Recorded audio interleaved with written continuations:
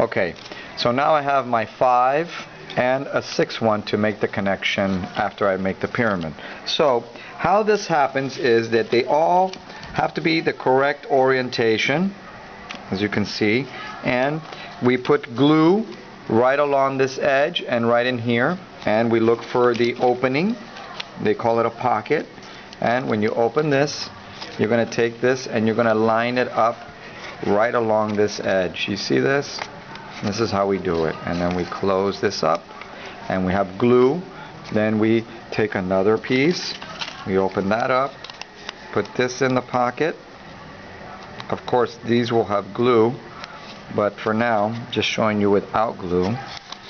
And we kind of, we slide that into the pocket. Okay, and then we're going to have another one where we slide it into the pocket.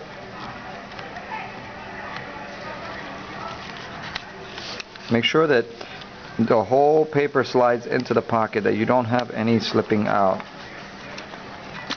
Okay, and then this 5th one. It's difficult without the glue, but I'm going to make it happen.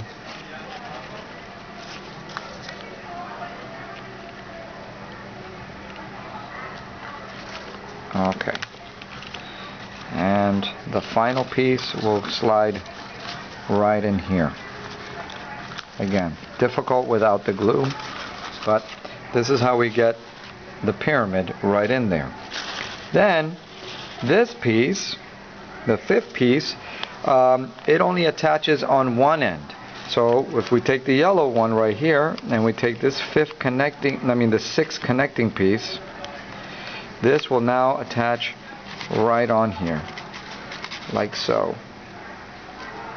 And what you're going to do is take this flap and connect it right inside this pocket. Okay, so once that's done, you will have a piece that looks like this.